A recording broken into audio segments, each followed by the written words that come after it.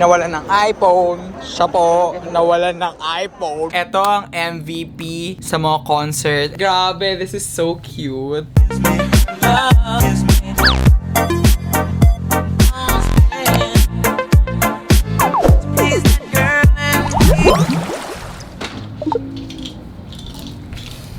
Hey guys, good morning. So welcome back to another vlog, and today is a very special vlog kasi we're going to Ready to Be Bulacan. Hey you, subscribe. Ang di mag-subscribe, di masarap ulam. I'm so excited to see Twice, and I'm so excited kasi this will be my very first concert ever. I've performed in other concerts pero that doesn't count, diba? This time, ako yung a-attend. Parang I'm so excited. I'm so excited kasi Twice pa. Ready na siya, ready na ako. I'm so ready. It's already 10 a.m. Supposed to be 10 a.m. ang alis namin pero nag-prepare pa si Liam. Tignan niyo yung ginawa ko sa light stick. I put this custom-made lanyard from Charms Boulevard. Rain Cloud na charm, tsaka tong Rain Cloud na wristlet. Ayan ang aking Candy Bong Infinity. Kay Liam naman, merong crossbody. Papakita ko sa inyo guys yung outfit ko. Maybe nakita nyo na sa background, pero this is my outfit. So this is my take on Nayon's pop outfit do sa performance video niya. Male version nun. This is so cute. Actually, I just thrifted this button-down shirt. Tapos itong ribbon, binili ko lang dito sa craft store dito sa amin. So ayan, mag-shoutout muna tayo sa mga comments sa last video. So shoutout kay Annalyn, Carl, Princess, Dabadillo, Chris, Mark Gerard, Glenn, Von, Darwill, Benedict, S-Korean Studios, Jamela, Chelsea, Christian, Laika Joy, Kevin Franz, Matt, Alexis, Carlo, Frank, Nigel, Paul John, and lastly kay Alex. So yan, kung gusto nyo ma-shoutout sa next video, mag-comment lang kayo down below ng Twice. So yan, kung gusto nyo ma-shoutout, mag-comment na kayo. And yeah, back to the video. Kinostomize ni Mama. Ayan, si Mama yung gumawa niyan para magmukhang Nayon pop outfit. Tapos ito, ayan. Very basic, very comfy to wear sa concert. Kasi ayoko mag-costume talaga kasi I feel like it's going to be hot. Kasi ang init-init sa Pinas. So, super cute na outfit. I'm gonna do an OOTD mamaya kapag nandun na tayo.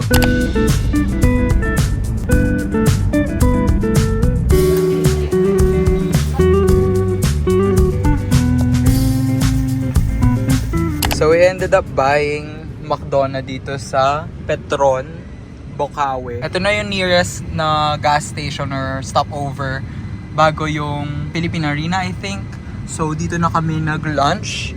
Ayan, tapos bumili din kami ng mga tubig, tapos mga snacks doon sa driver namin. Ayan, binili na din namin siya ng meal ng lunch tsaka dinner kasi alam naman natin nagagabihin sa concert. So, ay, yan lang binili ko. Mga tamang...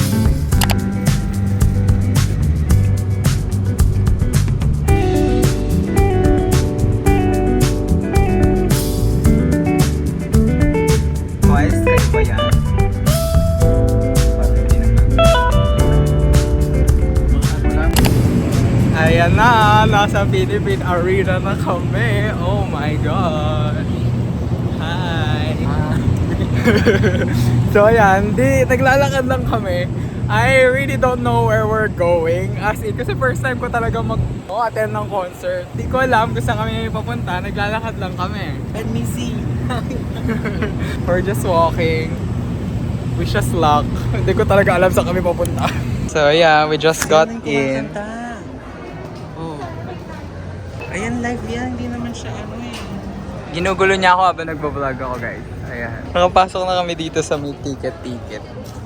Ayan. Pero nakikisalilong muna kami kasi it's very hot. Hello, we're back. We're gonna look at merch. Ito yung mga size. Ayun, hoodie. 3,000 lang. Go. Ayan yung mga merch. Tote bag. Ay, pangit naman. Ganda lang yung hoodie, yung white na hoodie, oh. White ba? Hindi black? Oo, talaga pangit yung black, eh. Hanggang XL lang yung white.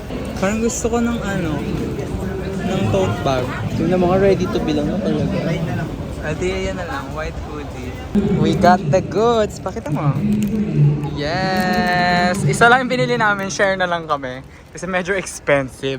Medyo hindi natin afford twice. Ayan na. Ayan na mga be. Wait lang. Ayan na. Ay, nawala. Okay. OOTD. Ayan. Fit check. Fit check. Top. Galing sa ukay. Tapos dini-IY ni mama kagabi. Ayan, very last minute. Thank you ma, I love you. Gets nyo naman siguro, no? Inspired by Nayon's outfit sa pop. Specifically sa performance video. Oh, ikaw. OOTD. Fit check. Anong era yan ni Momo? The feel. Hindi talaga. Debut outfit ni Momo sa UA. As in same na same. Galing. Amazing.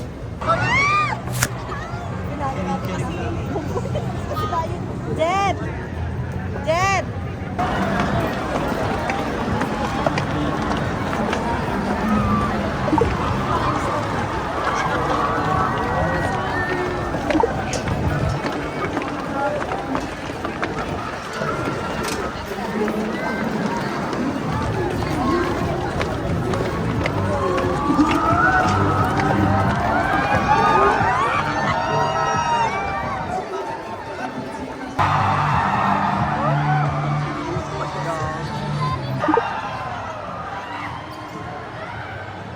Thank you! So ayan, we grabbed something to eat. Ubus na nga yun sa kanya. Ito lang binili ko. This sausage. Hungarian sausage ba to? Mangantamu. So ayan na, we're here na. Woo! Lower Box B, row 53. Ito yung view. Naka 0.5 ako kanina. Ayan yung regular. Kitang-kita pa naman. Tapos zoom mo. Oo, di ba? Ba't naiiyak ka? Merong food dito sa loob ng Philippine Arena. I think pwede mong ipasok yung mga water sa loob na galing dito mismo sa loob ng arena. Wow! Ooh, so excited! Time check, 6:02.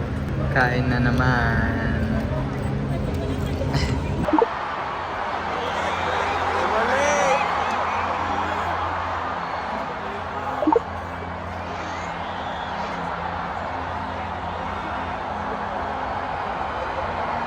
Magkahiwalay sa tao.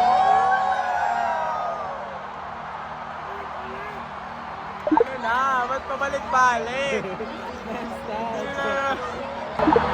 Ba't pabalik na naman?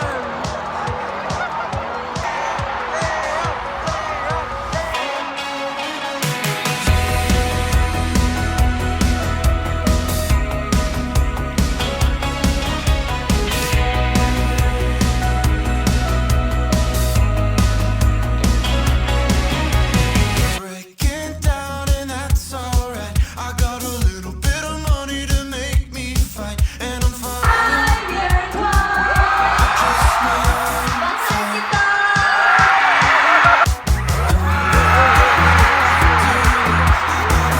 Kakanta kami! Kumusta kayo? Kung kayo? Everything's alright when I'm spending my money with you. Let's just ignore the news.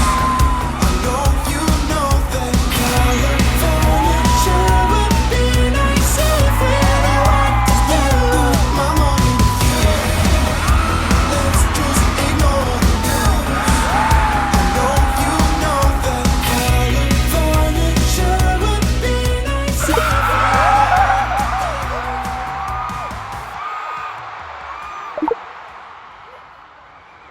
Ano na? Ba't walang mic?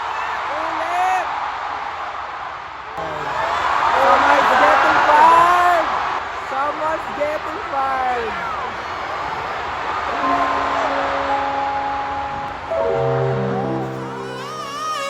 If you just believe me, you'll see I got you. Deceive me, it's playing tricks on me. Believe me, I can't breathe now. I can't breathe now. Breaking down and losing time, but everything's alright when I'm spending my money with you. Let's just ignore the news. I know you know that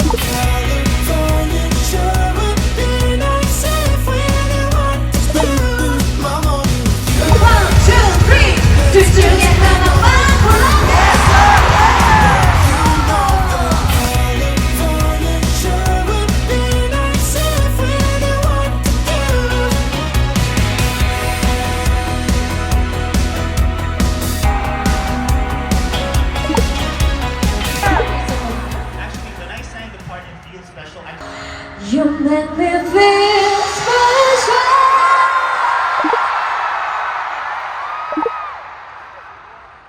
세상이 아무리 낮춰져도 그고 아픈 말들이 날진너도 네가 있어 난 다시 웃어. Boom, boom, it's what you do.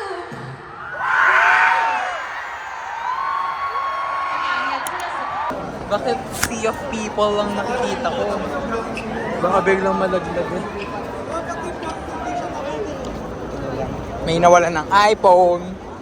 Siya po, nawalan ng iPhone. Buti na lang, mabait yung mga ones. Buti na lang walang sindikato sa mga ones. Oh my God! Saya-saya mo nga. Mawawalan ka naman ng cellphone. Buti na isipan kong tawagan. Kasi sabi ko, apakatagal mo naman, sabi ko. Kaya nga. Sabi ko, ang tagal mo naman sobra, sabi ko. Kahit rare pa yan, bibigay ko eh. Basta maibalik yung cellphone ko. Ngayon, di ko mabigay. Bibigay ko sana, hinubad ko na. Oh my gosh, buti na lang talaga. Gigigil ako sa'yo. Gigigil ako sa'yo. Mawawala ka pa ng cellphone.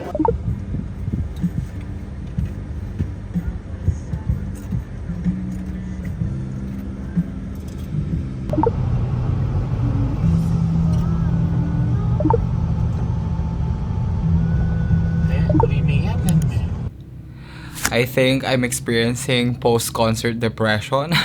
And Twice isn't even my old group, pero grabe. Namimiss ko na sila. Sinabi ko nga dito sa vlog na to, this is my first ever concert experience. And grabe, hands down, super worth it ng concert ng Twice. If you've missed it, I'm so sorry. I feel so bad for you. Lalong-lalo na if once kayo na die hard, tas di kayo nakanood ng concert, oh my gosh, I feel so bad for you. Ako hindi ko old group ang Twice, pero once ako. Twice has a special place in my heart kasi siya yung parang K-pop awakening ko. Dahil sa Twice, dun ko nagustuhan yung K-pop. Way back, as in, I don't know what year that is. Super na-addict ako sa kantang Likey. Yun ang K-pop awakening ko talaga, yung song na like. Grabe, wala akong masabi. Sulit na sulit talaga tong concert na to. Dahil sa concert na to, parang I want to start going to more concerts kasi grabe talaga. Parang sobrang worth it ng concert ng Twice. I don't know if same to sa ibang groups din. Pero for Twice, grabe, sulit na sulit. Promise, parang ang gusto ko pang mag-attend ng day 2. Hindi na kaya ng bulsa natin, no? Anyways, before we end this vlog, I want to show you guys the things that you will be needing if manonood kayo ng concerts, lalo-lalo na dito sa Philippine Arena. Essentials, napansin ko na need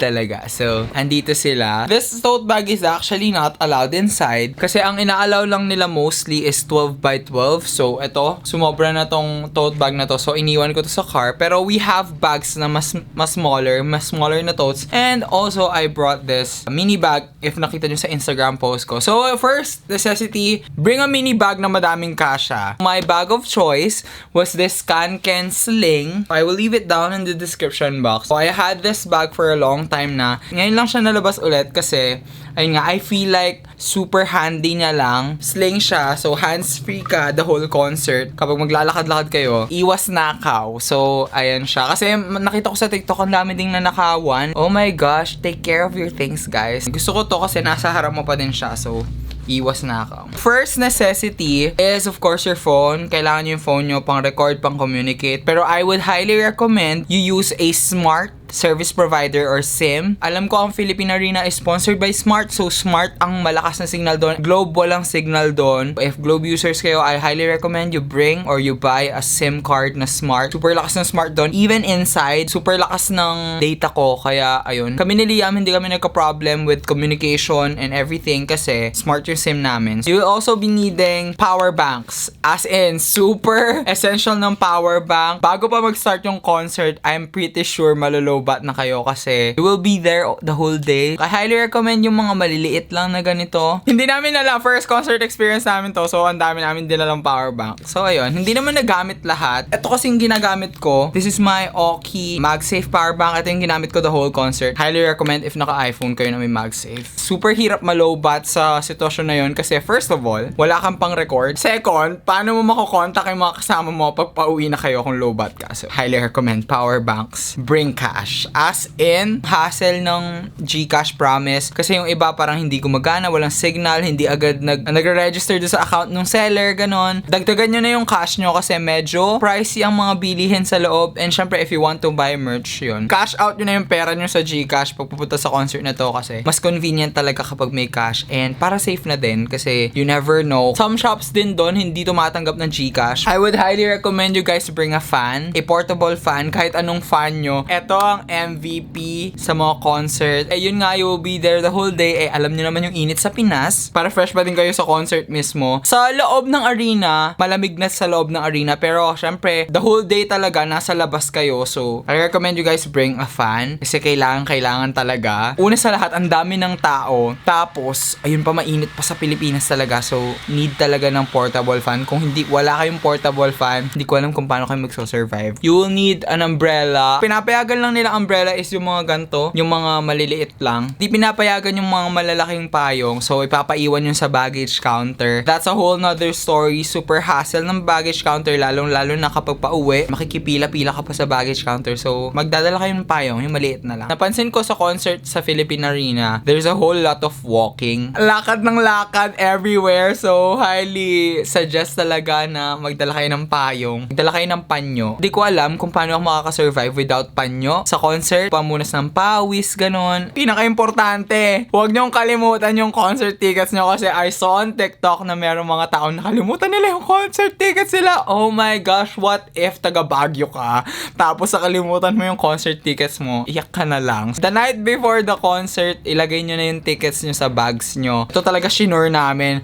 Makalimutan mo ng lahat, wag lang ang ticket kasi uuwi ka talagang iyakan. Concert tickets, wag nyong kakalimutan. Nagdala din ako ng extra shirt. Kapag pauwi, I want to be comfortable. Ang dumi-dumi ng feeling, so I just brought an extra shirt pag pauwi. Nagdala ako ng something that will keep me entertained. This one is my Kindle. So I started a new book nung nandun ako. This is The House Across the Lake by Riley Sager. If mga Kindle girlies din kayo, Kindles are allowed inside. If nasita kayo, sabihin nyo lang na hindi siya tablet, para siyang e-book lang siya. One proof na mapapatunay na hindi siya tablet, wala siyang camera. Naging best friend ko din to sa traffic palabas ng arena. So, I've read like 1 hour nung pauwi kami. Ayun nga, if meron kayong Kanken Sling, kasyang-kasya yung Kindle dito sa secret pocket. Syempre, kailangan natin ng light stick. So, itong light stick na to, I bought this from Shopee sa K-pop merch months ago. Nung nag-sale siya ng 1,000 plus na lang. Sa mismong concert, ang price nito is 3,000. Kay Liam, binili ko sa kanya as a birthday gift yun. Naalala ko yun, binili ko siya for 2,600 sa TikTok shop. And yung sa akin, galing sa Shopee from K-pop merch nung nag-sale sila, 1,000 pesos plus lang siya. Parang 1,600, 1,800, ganun na lang siya. Yun yung iniisip namin the whole time. Although galing sa K-pop merch yung akin, what if hindi nag-connect sa concert yung lightstick ko? Ayun. Nakita nyo naman sa vlog na bumili kami ng merch. Inabot lang sa amin to ng mga random ones. Namigay sila ng freebies and thank you. They gave away these banners. Ayan. I highly recommend sa labas pa lang bumili na kayo ng merch kasi same lang. Sa loob, super haba ng pila ng merch. White version ng hoodie. We thought na mas maganda yung design nitong white kaysa doon sa black. Tapos yung back print, grabe, this is so cute. Ayun lang para sa video na to. And I really hope you guys enjoyed this vlog kasi super nag-enjoy talaga ako sa concert na to. My first ever concert experience. I hope you guys enjoyed this vlog and if you did, make sure to give this video a big thumbs up, subscribe, and hit the notification bell para di kayo makamiss ng video ni Kuya Sed. That's it for this video. Thank you guys for watching and always remember that it is okay to be a weirdo. Bye!